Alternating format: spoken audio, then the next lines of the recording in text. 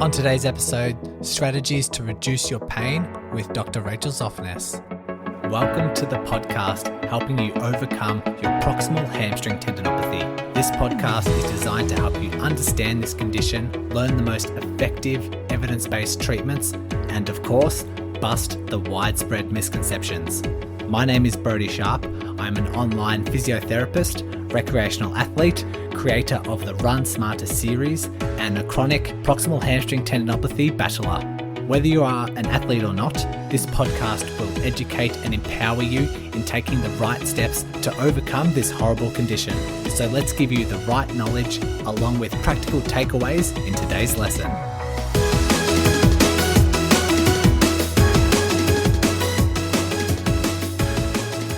Okay, I really don't have much to say in this part of the episode. The part two was just so perfectly laid out, so perfectly structured, and really allows you to self-reflect and come up with all these practical strategies around reducing pain.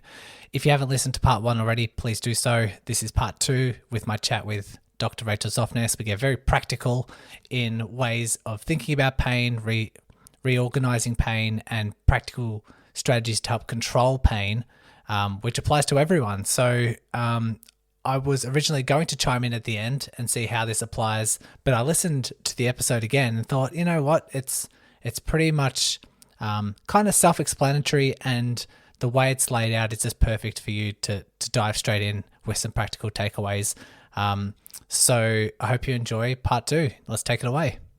Welcome to part two of our talk with Dr. Rachel Zoffness, and we are talking about all things pain science and injury, understanding pain. Please listen to part one if you haven't already. It's not going to make a whole lot of sense if you just dive into part two, but today we kind of cover more practical strategies and practical examples straight from her book. And so we dive into a couple of things. We dive into cognitive behavioral therapy, a couple of pain control strategies, relaxation strategies. We talk about negative self-talk and some lifestyle tips to help you manage your pain.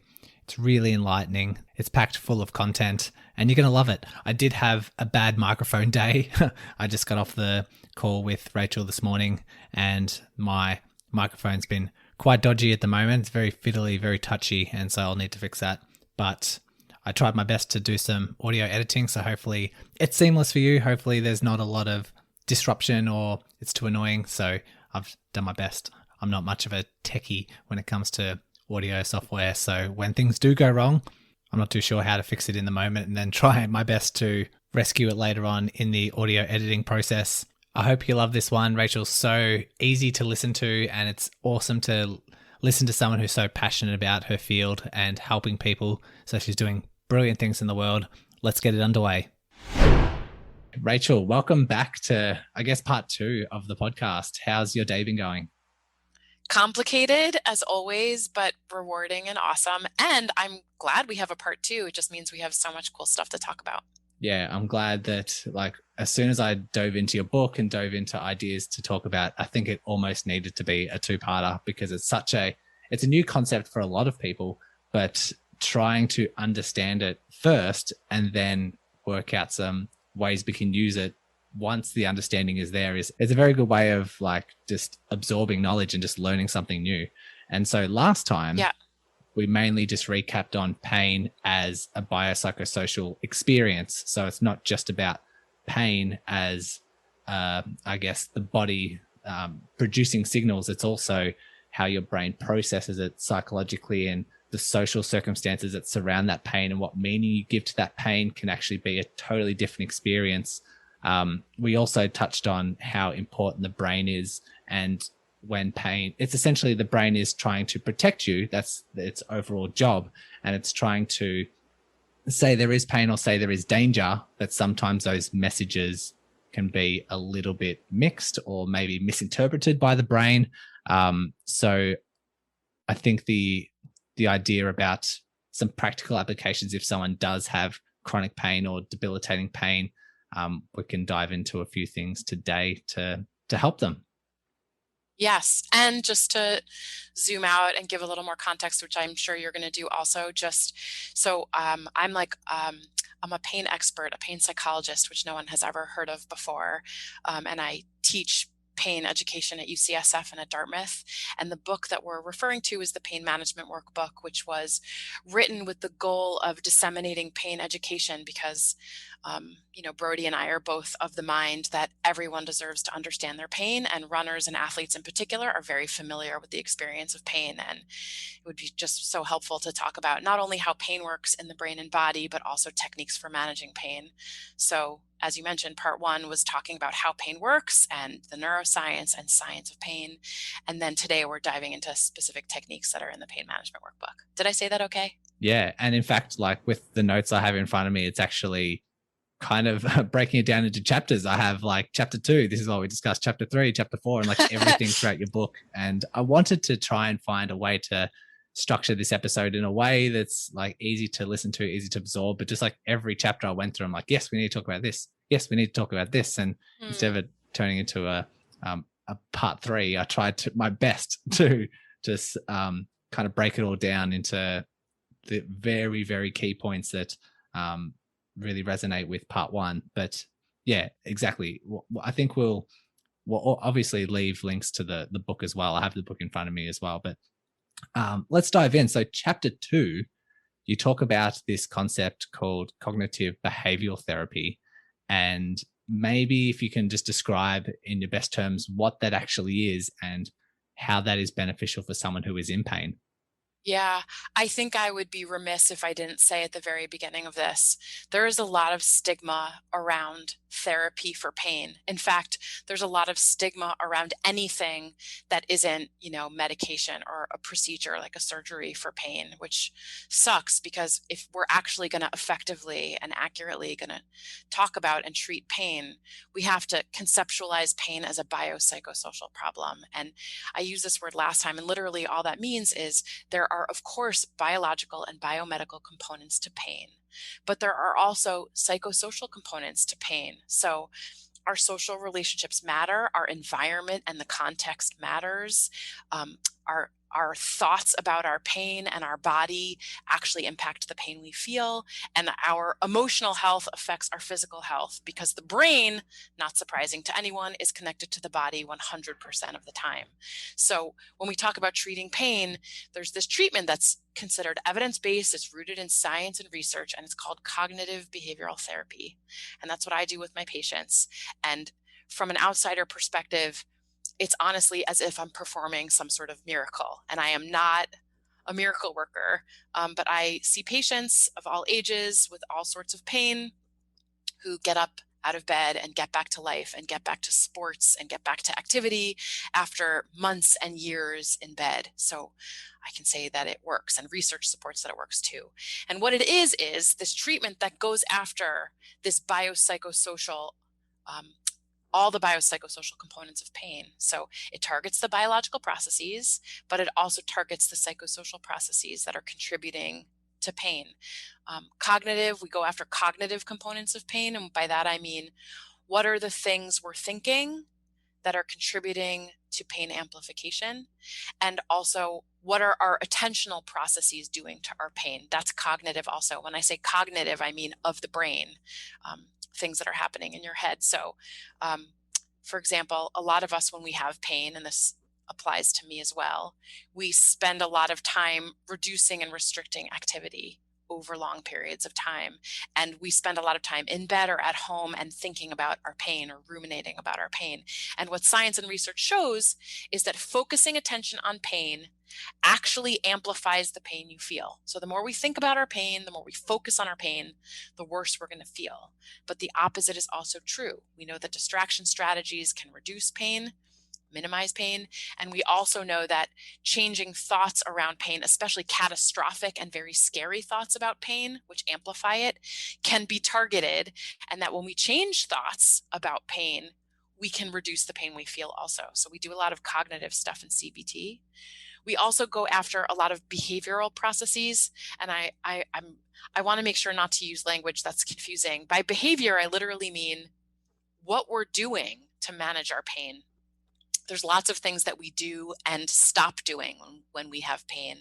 So what's typical, especially when people are living with some chronic pain condition, which happens a lot to runners, is that they reduce activity and they rest. So they stop seeing friends, they stop going outside, they stop running, obviously, they stop a lot of activity and exercise, they stop hobbies. A lot of things change when we have pain. But what research shows is that over time, a reduction in activity also will amplify pain. So while that strategy is great for a short-term acute injury like a broken bone or a muscle tear or whatever, it actually is really bad for a chronic pain condition.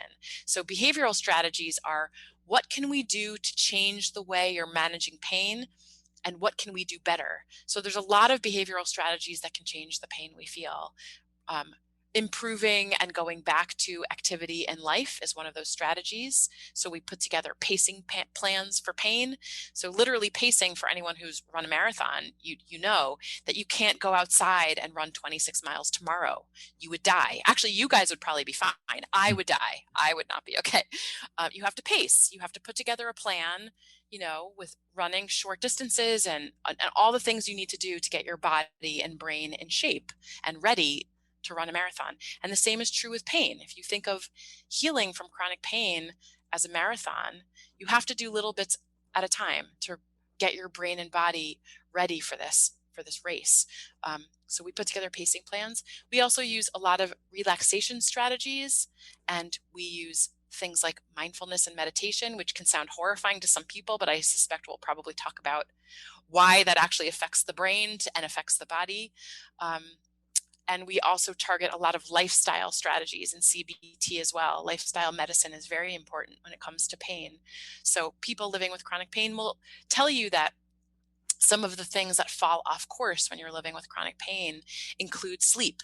And there's a ton of literature that shows that messed up sleep can trigger longer and worse pain episodes, and then worse pain makes sleep worse, and that becomes a self-fulfilling prophecy.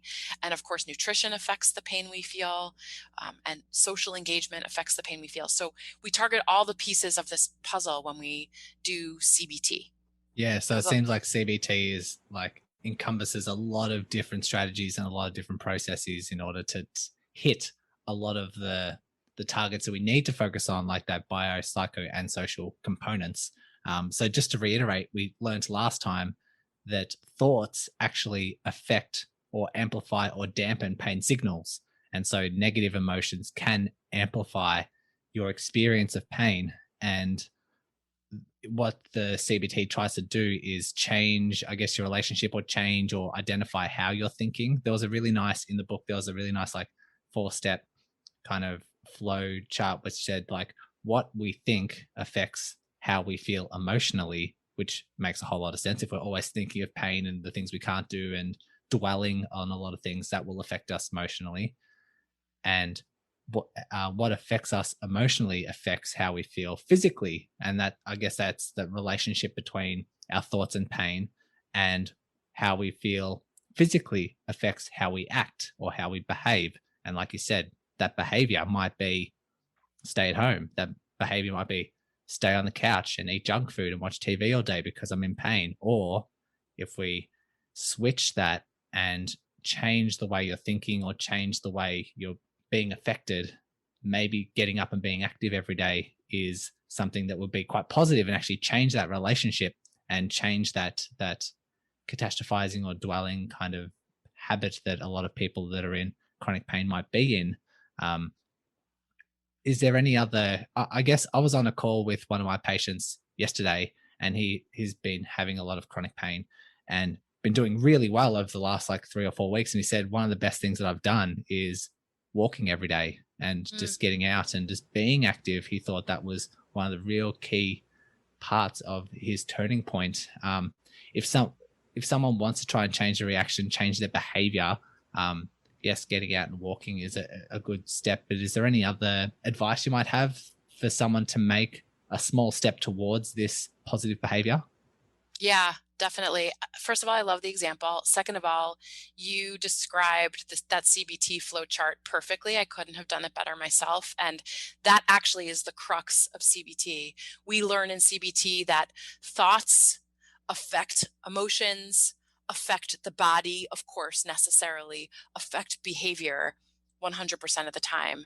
And it's always this like multi-directional thing, right? Like can affect directly the body, and the body can directly affect your emotions, and your emotions can directly affect your behavior. So all the things are just interconnected all the time.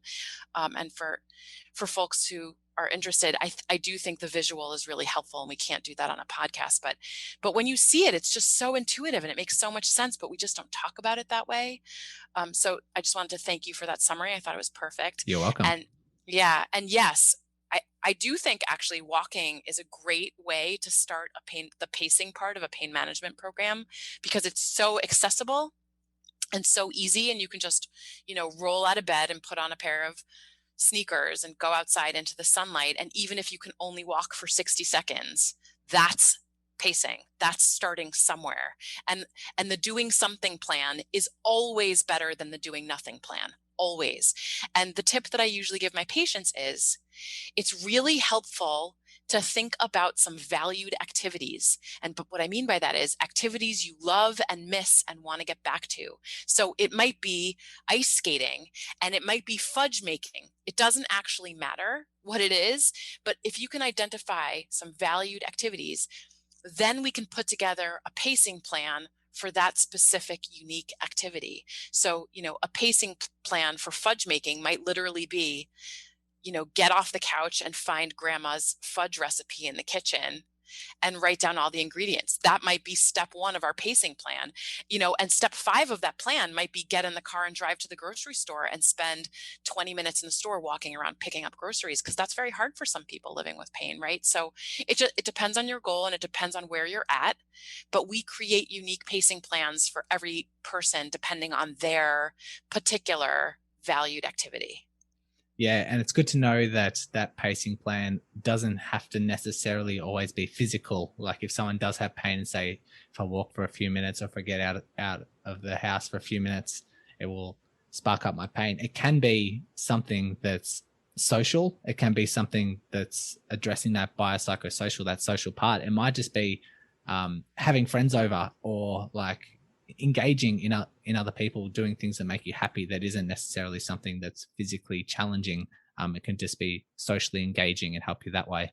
Exactly right. And I suspect for this crowd, since, runners are listening, the goal 9 times out of 10 is going to be get back to running. But sometimes the best way to get back to running is sort of like circuitous. It's not necessarily this direct beeline where you're walking and then you're jogging and then you're running. That would be really nice. But sometimes it's like you said, it's increasing various activities in various domains of your life, like just getting out and being with friends, or going to the grocery store, or whatever the valued activity is. And it doesn't necessarily have to be running to jogging. Sorry, Yeah. walking to jogging to running. Yeah.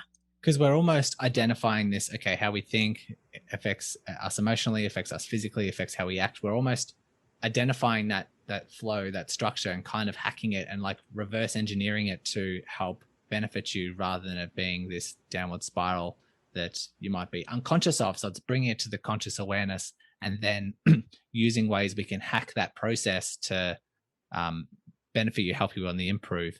Is there what one step you talked about in the book as well is identifying pain triggers, and listening to it, it might sound like it's easy to identify pain triggers, but when you delve into it a little bit more and think that maybe there's some emotional triggers rather than just physical, it might be a little bit more nuanced, might be a little bit more detailed than people might expect. What kind of pain triggers might people look out for if they do have chronic pain? There are so many different kinds of triggers. I try and always keep my framework for pain and everything to do with it biopsychosocial, because I do think what happens a lot of times with pain in medicine is that we are looking exclusively at biological or biomedical triggers. So, but they do exist across the board. So triggers can be All different kinds. So I can think of, sometimes people will say, when I sit in one position the entire day, my back feels really terrible. I mean, or whatever part of the body hurts, my leg feels really terrible. And we know that that happens for lots of reasons, right? Like muscle stiffness and soreness. We know that motion is lotion, and that when you're sitting, you know, everything gets creakier, everything hurts more. So one could just be an example of a trigger, could be just be sitting all day.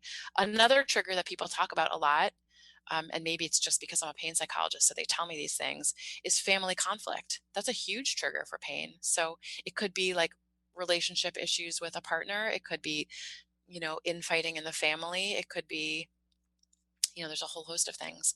And also in that psychosocial domain, trauma is a huge trigger for pain as well. So there could be emotional abuse or physical abuse. And we know that trauma doesn't just live in the head, it also comes out in the body.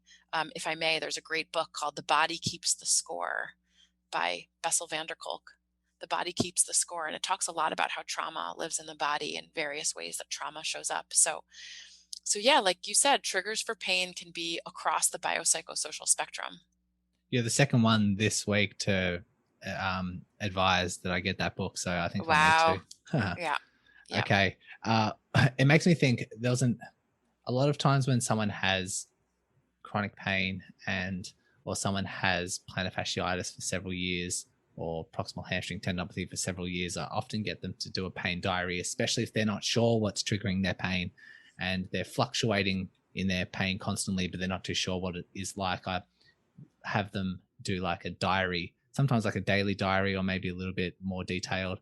But some clients actually say to me, I've identified my trigger. It's when I have a low mood day, like, or when I'm Mm. giving myself like a pity party, or I'm like really down about something. That's when my pain comes up. And it's really surprising for me for them to have that revelation themselves. But for now understanding what we know about pain, it makes a whole lot of sense.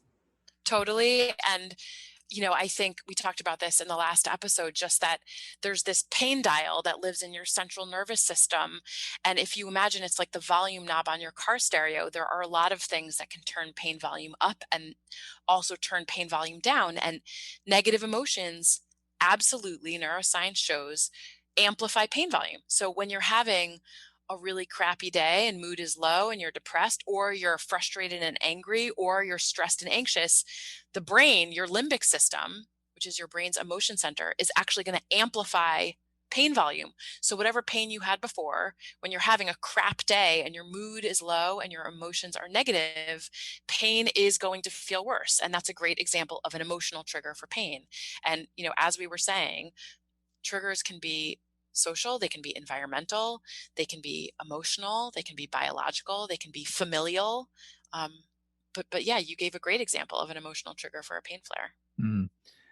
Chapter 3 talks about pain control strategies. And there was kind of, okay, number one is set some goals. And you kind of mentioned valued activities is a really nice outcome or a really nice idea to set a goal for that. And number two was pacing strategies, which you mentioned, just making really gradual steps. In the way of pacing strategies, could you maybe provide or what components are in a successful pacing strategy, or somewhere or some ways someone might go wrong with those sort of strategies? When you say what you mean by go wrong. So, is there maybe errors or mistakes that someone might make to think they are doing a pacing strategy when in fact it's maybe, yeah, detrimental? Yes, I understand what you're asking. Okay. Yeah. So, what I see a lot with people who come to me with chronic pain is um, they do this thing where they rest for long periods of time and pain subsides, feels less bad. And then they go and do all the things. So on any given day when pain is less bad, they'll go grocery shopping and go for a run and see their friends and get all the work they're behind on, done. They'll catch up, they'll just try and pack everything into a quote unquote good day. And then what happens 9 times out of 10 is that you crash. It's too much for your body to handle. It's too much for your brain. And you feel so bad and your pain is so bad after that, that you're, in bed or at home for days or weeks at a time. And then, you rest for long enough, then you have another good day, a low pain day. And then same thing happens. You do all the things. So I see a lot of people who are sort of doing this boom bust cycle where they rest for a long period of time, they do all the things, and then they crash and then they resume. And that actually is detrimental. Like the boom bust cycle over time is going to lead to decreased functioning, and it's not going to help pain. So a pacing program is actually quite the opposite, with the same intent. The intent is to get you back to all of the things, but we're doing it incrementally and in small bits. So again, if the valued activities are, ice skating, fudge making, and running, we're going to figure out what kind of plan we need to get you back doing those things, but a little bit at a time. So week one might be, going for a 10-minute walk. And that's what we're doing. Like eventually we're going to get you back running and marathoning. But for this week, what we're doing is 10 minutes. And the problem, of course, for all of us is we are all impatient. Like we all want a magic bullet. We all want a magic pill. And I include myself in this too. Who doesn't? Pain sucks. You want it to go away right away. But the secret is there is no magic bullet. There is no magic pill. It doesn't exist. It does not exist. So, this is the best we've got. This is the best science tells us we can do, which is pacing. And that's, again, gradually getting the brain and body ready to resume that activity, but we have to go slow. So week one, we might do 10 minutes of walking every day, taking breaks as needed to make friends with dogs that cross our path and drink water and stretch. And week two, maybe we can add 5 to 10 minutes. So maybe week two, we're doing 15 to 20 minutes of walking, and week three, maybe we're adding in 30 seconds of jogging. It depends on the person. But what science tells us is that over time, this actually increases your ability to function and decreases pain. Yeah, and the book has a nice graph around instead of experiencing that boom bust like you were describing. Yes, there are slight fluctuations in pain, like you might have a bit more pain one day, a bit less pain one day, but it's very like they're bumps rather than boom bust. But then over time, if you take a step back and look week by week, that strategy, you're actually heading up and to the right, which is fantastic. But there are little bumps along the way rather than it just being this wild fluctuation of symptoms. And when it comes to people's behavior that I've seen, there would be a couple of people that sit in one camp of they have pain, they try and rest, and the pain doesn't go away. So then they're just like, I'll just put up with it anyway. And then they just work through pain and push themselves and just decide, like you said, get everything done, even though they're in a lot of pain because they're fed up with it. And so they decide to push through it. But then there's people in another camp who, as soon as they start feeling good, they get overly optimistic and they're like, oh, maybe I can get back to running, or maybe I can do this. Like I'm feeling great now. And they have this real urge to really go for it. And that can lead to that bust as well. And so really try and recognize these strategies and recognize that the goal is to make sure it's slow, make sure you have patience, make sure that it is a part of your plan. So in all of those examples that I was describing, that's ill-advised. It's going against the plan. Whereas if you have something written down and you're following the steps to the letter, it leads to more success. It leaves you a bit more accountable and a bit more keeping things manageable. If it's written down, you know what to follow. Exactly right. I think we delve into a couple of different relaxation strategies, like you mentioned, the mindfulness or the meditation, or I think the book talks about the body scan as well. Yep. We don't necessarily dive into all of them, but maybe just one kind of example and why it is important for someone in pain to practice these strategies. So full disclosure, I also have had chronic pain in my life. And I remember when I first learned about this stuff, I absolutely thought it was hogwash. Like I thought it was like, you know, um, God, what's that word for medicine that isn't really medicine and it's like fake and phony? The word Woo is woo. escaping me. Yeah, yeah, that's a good one. I just thought it was like woo woo. But the more I've delved into pain science and the more I understand the neuroscience of pain, the more I am able to appreciate the power of these strategies for changing pain.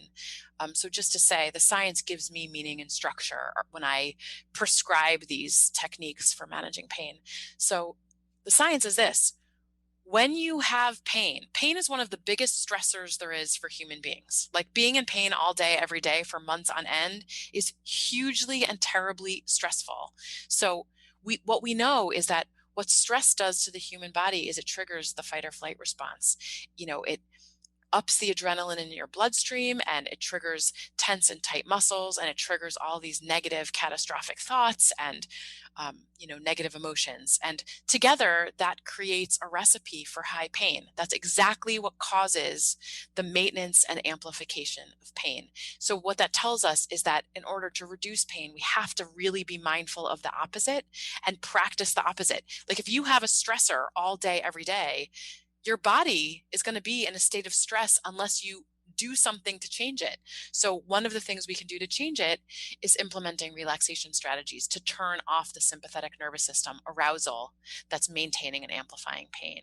So where we start with these relaxation strategies is often really basic stuff that we know immediately and directly changes physiology. And what I mean by that, it immediately changes your sympathetic nervous system arousal level, and it turns on your parasympathetic nervous system, which can dampen the pain messaging that's going from brain to body and body to brain.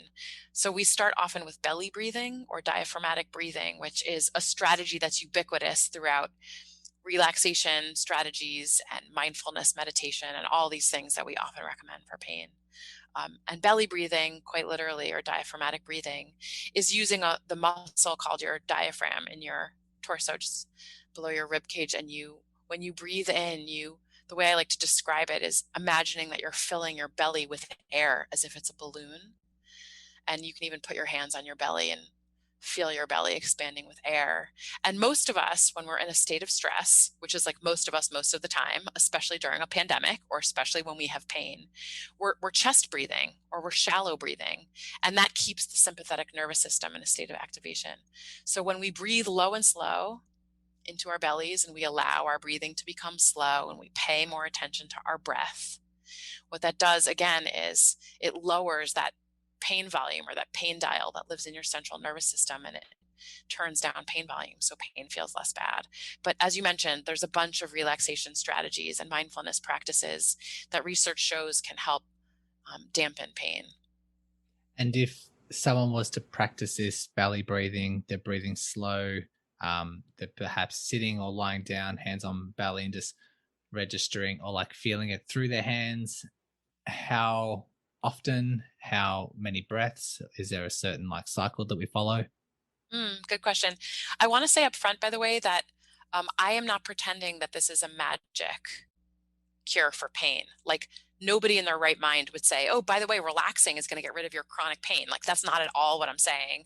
I mean, there's this like multifaceted biopsychosocial approach that we're recommending for treating chronic pain. And it's not like one single thing is going to be the cure. So I don't want to come across as someone who believes that belly breathing is going to like magically cure chronic pain. It's not that. It's more like the sympathetic nervous system is in overdrive when we have chronic pain. So what are the various things we need to do to turn that down? And this is just one of them. The answer to your question is usually it's like, I don't know, the longer you do it for, the better it is. Personally, I like to do it for 15 to 20 minutes. For some people, that's too much. If you have 5 to 10 minutes in your day to do it, that's great. I also like to listen to guided audio when I do it because what I find is my brain bounces around like all of us. Like I have a lot of things on my mind, a lot of things that I'm doing. So in a moment of silence, in a moment of quiet, my brain is thinking about a lot of things. And so my stress level sometimes goes up in moments of quiet. And I find that I really have to focus. And sometimes that's hard. So listening to guided audio can sometimes be a useful tool when we're doing these relaxation and mindfulness practices. And you can, a lot of people have heard of these apps like Calm and Headspace. There's an app called Stop, Breathe, Think that I happen to like. And there's also guided audio that comes with the workbook too, which has all the like mindfulness and relaxation practices for pain. I do recommend lying down. I even recommend covering yourself with a blanket. The more soothed you can be, the better off it's going to be. Wow. And I think if the listeners are really loyal and they've listened to a lot of episodes of this podcast, this will actually start tying in with a few other episodes that we have had on. So it doesn't sound like it's all magic because of those other episodes. Like, for example, we had a massage therapist on to talk about, yeah, massage doesn't really release muscles. It doesn't really do much physically to the muscle, but where the benefits do come in is relaxation, is paying attention to a certain area, is like just doing something in your day that's proactive for whatever pain or whatever tightness that you do have. And mentally, it really helps. And that's why you get off the massage table and you have less pain. You feel like jumping around. You've actually had a very positive outcome, and neurologically and yeah, just when it comes to the brain, when it comes to the central nervous system, the sympathetic, parasympathetic. I've had someone on to talk about fight or flight, or talk about sympathetic and parasympathetic when it comes to recovery. And we want to switch the brain, and we switch the body into that parasympathetic phase in order to start absorbing that stress, or start really getting into that recovery mode. And constantly being in that sympathetic go state, the body just breaks down. And so I hope a lot of these lessons are sort of tying in together. And in fact, we actually learned that breathing out triggers that parasympathetic nervous system to activate. So if you're really breathing slowly, and especially during that out phase, it actually activates that parasympathetic phase. And so hopefully this is tying in with the science on other episodes that we've heard, and isn't just something brand new that people are finding really foreign. So yeah, hopefully it's all tying in. Wonderfully helpful. And not for nothing, to circle back around, when you are paying attention, when you're being mindful, when you're practicing these relaxation strategies like the body scan and all of these other things, you also are relaxing your muscles. So like again, it's back to that thing where the brain and body are connected 100% of the time. So when you're turning off the sympathetic nervous system, you're simultaneously relaxing your muscles, you're lowering the pain dial in your central nervous system. It's like all the things all together at one time.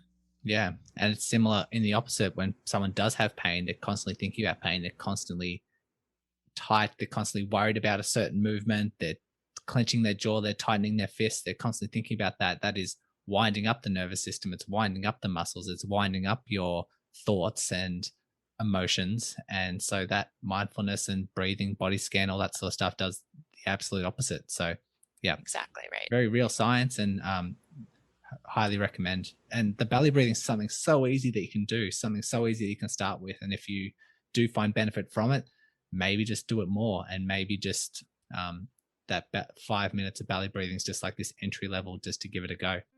Chapter 5 talks about, this is one I really want to talk about, negative self-talk and what you call the pain voice versus the voice of wellness. I do know a lot of people that kind of dwell on, or not necessarily be conscious of how they're thinking, but they do have this very active negative self-talk. Can we maybe delve into that a little bit?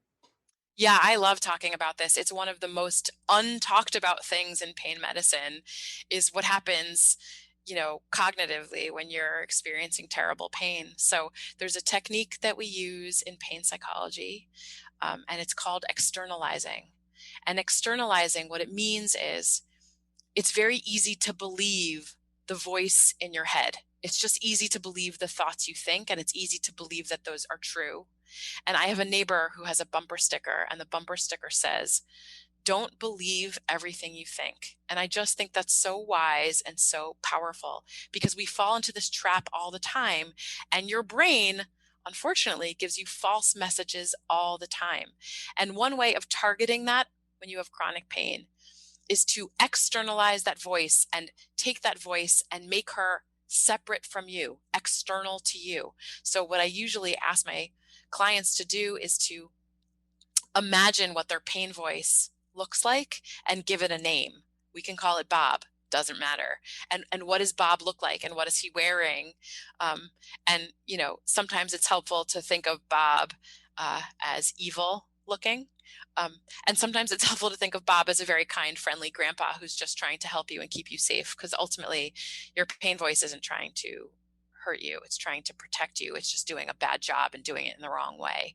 But yeah, but pain voice is that voice in your head that says, nothing has worked, therefore nothing will ever work.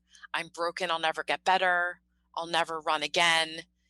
people are so disappointed in me, I'm letting everyone down. It's just, we can all recite those negative, crappy, awful things that we hear in our head when we're injured or in pain. So one technique is writing them all down and assigning them to Bob and just recognizing that it sounds like you, but it's not you. It's just pain voice that lives in your head, and it's trying to keep you stuck at home and inside because it thinks that that's the thing that's going to help you the most. But of course, science tells us, especially for chronic pain, that that is not true. It's patently untrue, and it's the opposite of what we need to do. So going after pain voice or Bob requires this 3-step process. And in pain psychology, we call the 3-step process the catch it, check it, change it process. Catch it, check it, change it. So it's 3 C's. Catch it just means notice that it's happening. What does pain voice sound like? And I have people write down what their pain voice sounds like. There's a lot of overlap, but it's unique to everyone. Some people's pain voice says things like, you're a loser, just unique to everyone.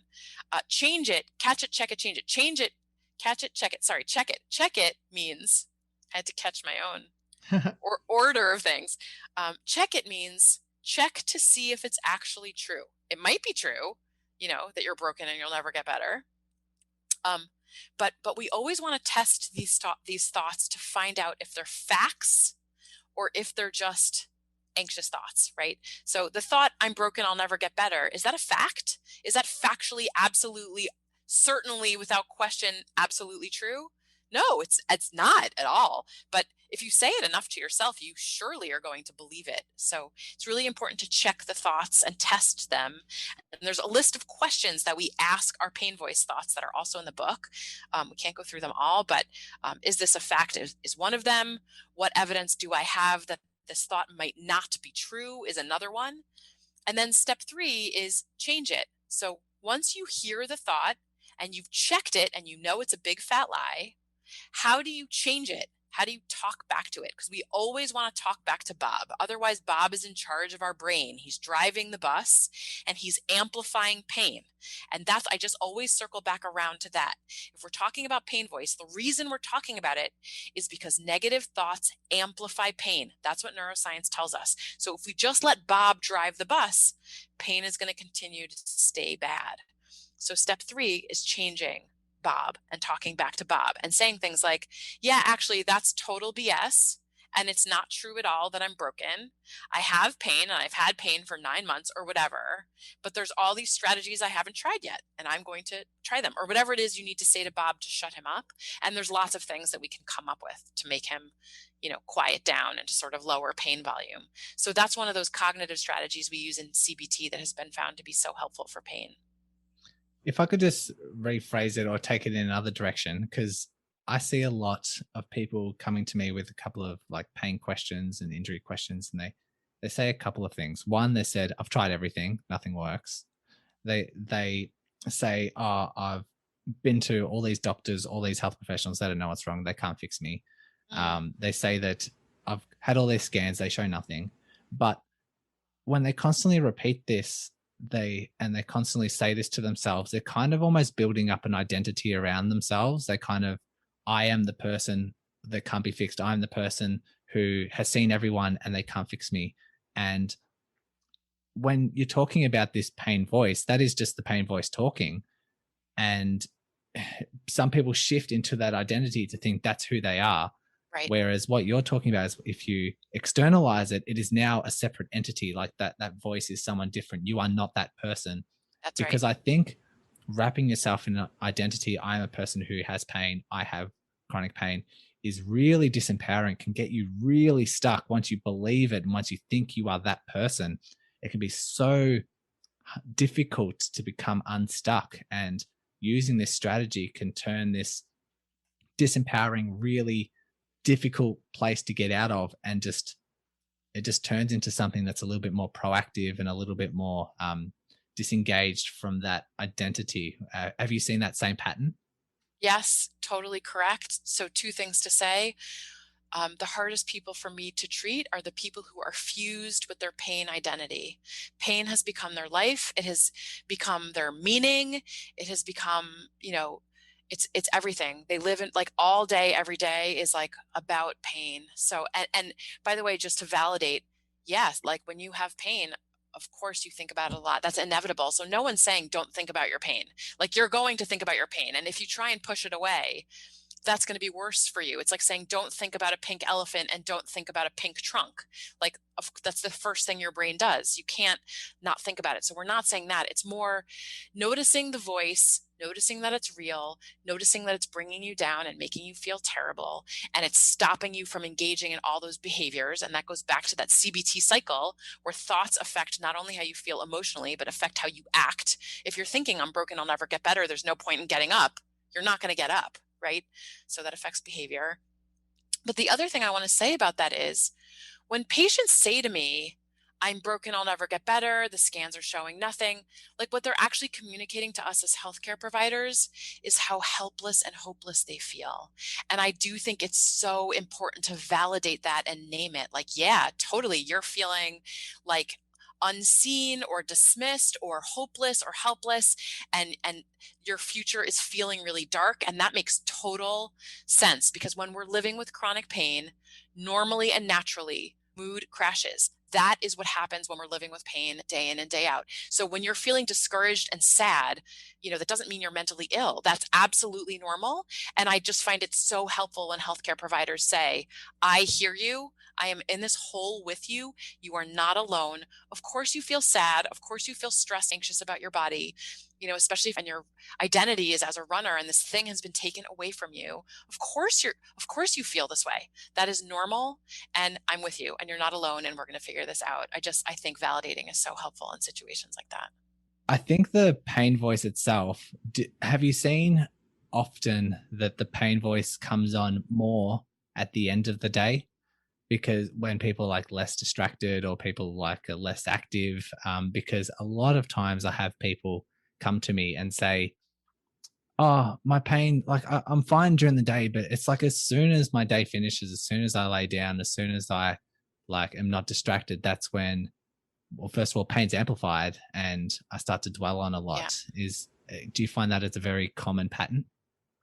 Yeah, I think it varies from person to person. So, not surprisingly, when I work with also kids and teens in addition to adults, and when I work with kids, interestingly enough, the beginning of the day right before school is often the worst for them.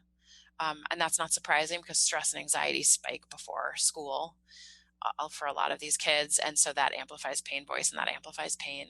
But yes, for a lot of people that I work with, in bed at night when there's no distractions and your brain is swirling and ruminating, often is when pain voice is the loudest. And one of the reasons for that is because you're tuned in. Like over the course of your day, you're doing so many things. You're on Zoom, you're talking to friends, you're whatever it is you're doing, you're reading, you're typing emails. And then at night, everything is quiet and you're listening for the first time to the thoughts in your head.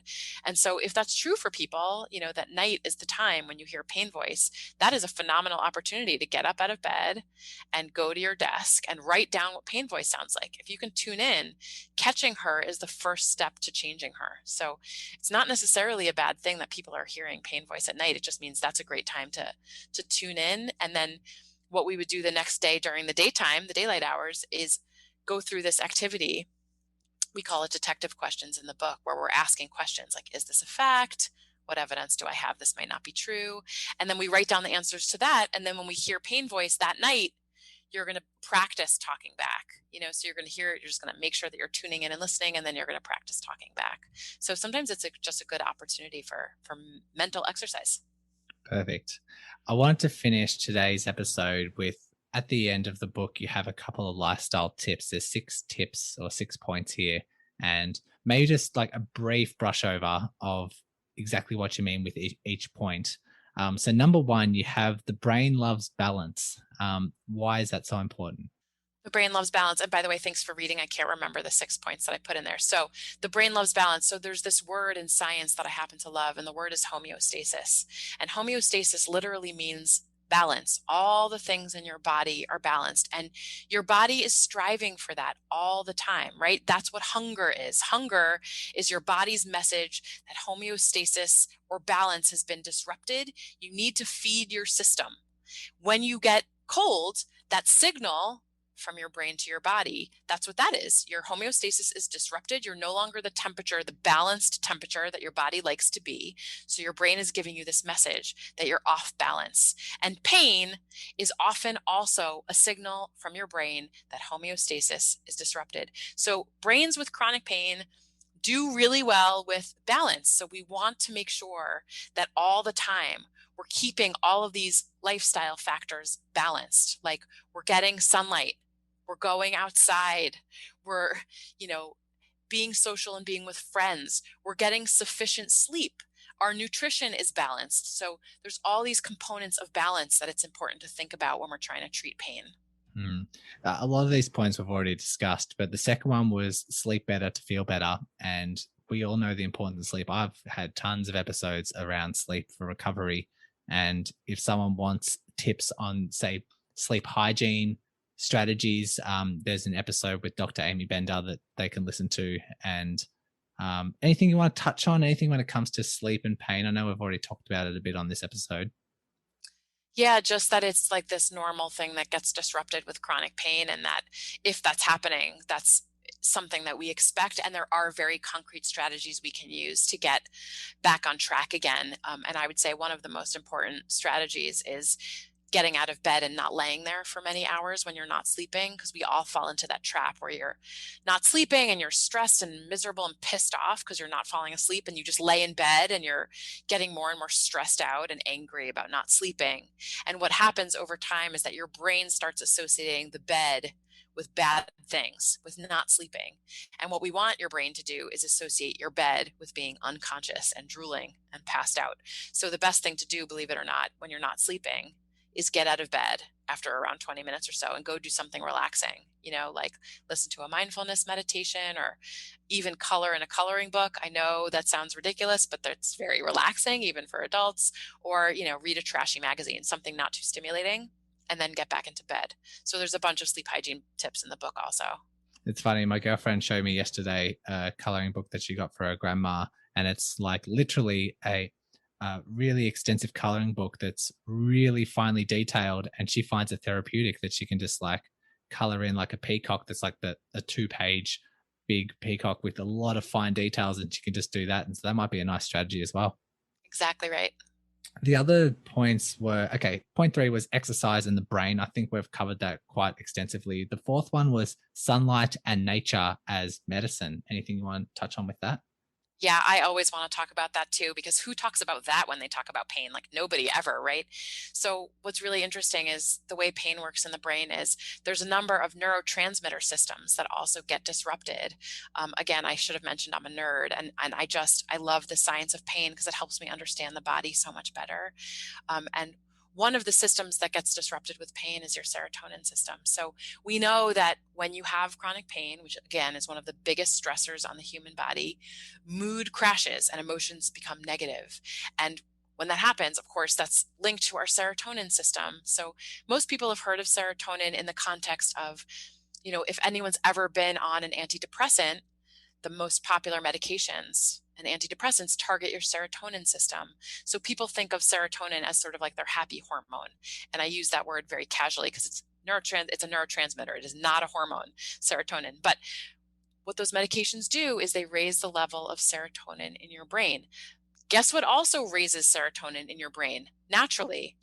Being outside, sunlight. When you get sunlight in your pupils, and I just mean casually, not by staring at the sun, you do not need to stare at the sun, but when sunlight goes into your eyeballs are part of your brain, and sunlight stimulates the production of serotonin, which raises your mood and lowers your pain dial.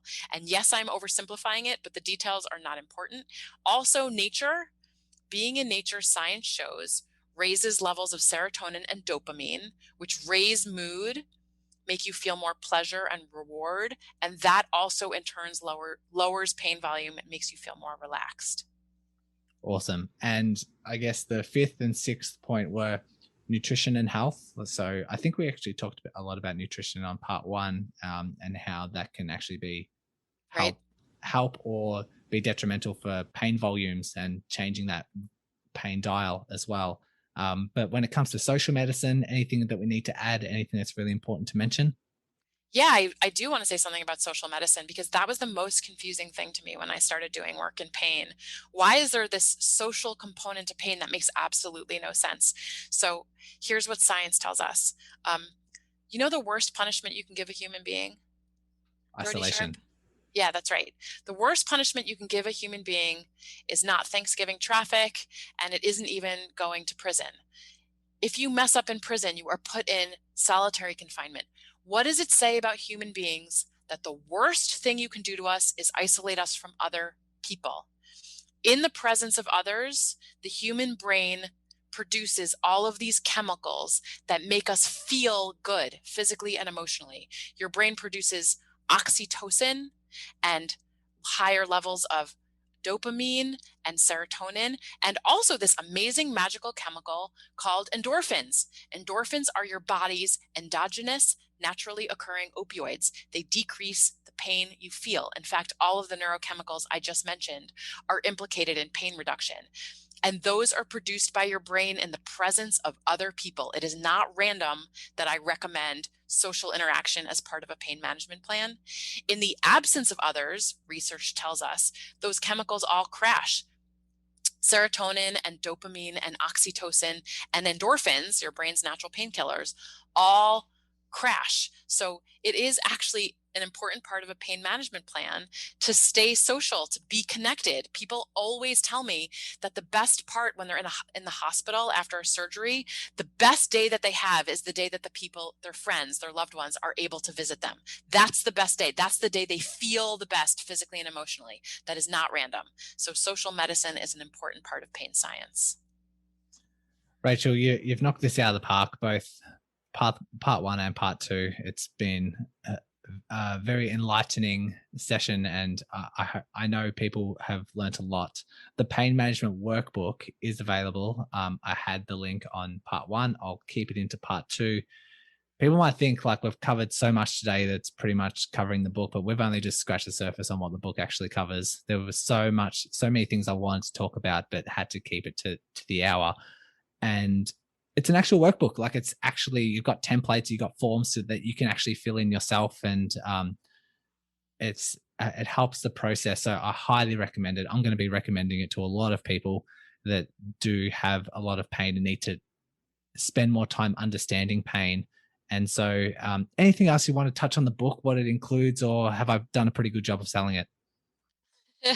I mean, what I want to say is thank you. Like, it means a lot coming from you. You're like a pain expert, and um, coming from you, that feedback means a lot. So I really appreciate it. And the book was a passion project. Like authors don't make any money. Like this is not what this is about. I think healthcare should be affordable and accessible to everybody. And we all know that the healthcare system is deeply and horribly broken.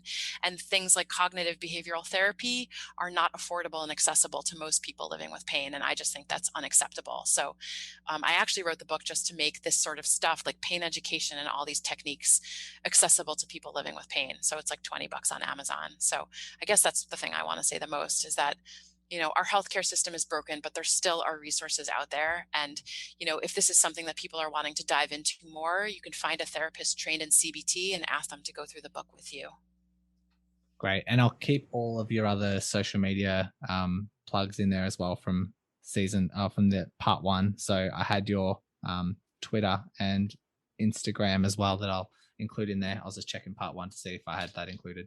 Um, Rachel, thank you so much for coming on. It's obviously a deep passion of yours, and no surprise when you said that you're a bit of a body nerd and a pain nerd, because it shows. It shows the passion and the amount of detail that you have, and the amount of care and like empathy that comes through your voice when you're talking about this sort of stuff. It seems like this is right up your alley, and you're doing great things in the world. So thank you for all you do, and thanks for coming on. Thanks for having me, Brody.